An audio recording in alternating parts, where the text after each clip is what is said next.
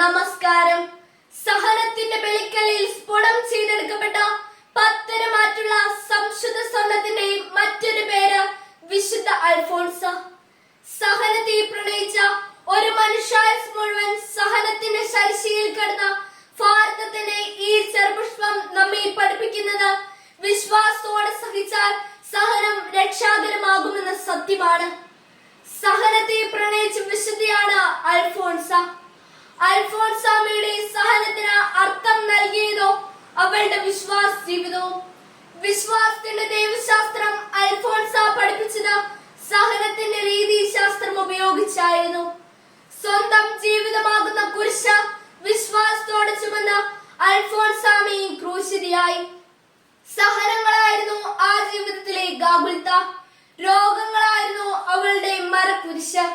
ഒരിക്കൽ പോലും ആ കന്യക പരാതിപ്പെട്ടില്ല, പരിഭവം പറഞ്ഞില്ല. ഞെരുക്കിയ ദൗർഭാഗ്യങ്ങളിൽ ശാന്തത കൈവിട്ടുമില്ല.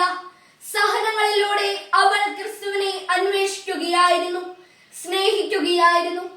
വിശ്വാസത്തിന്റെ പുലർവട്ടം കാണാതെ തമോ ഗർത്തങ്ങളിൽപ്പെട്ട് വലഞ്ഞപ്പോഴും വിശുദ്ധ ഇപ്രകാരം പ്രാർത്ഥിച്ചു: നാഥ, എന്റെ വിശ്വാസത്തെ സഹായിക്കണമേ. വിശ്വാസത്തോടെ സഹിക്കാൻ എന്നെ പഠിപ്പിക്കണമേ. വിശ്വസിച്ചാൽ സഹനം ലാഭകരമാണെന്ന് അവൾ തിരിച്ചറിഞ്ഞു.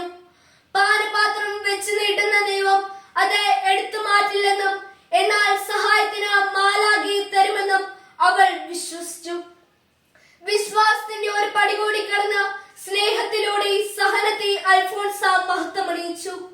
ദൈവിക പുണ്യങ്ങളുടെ പൂർണ്ണതയ്ക്ക് ആ ജീവിതത്തിലെ സഹനങ്ങൾ വേദിയൊരുക്കി.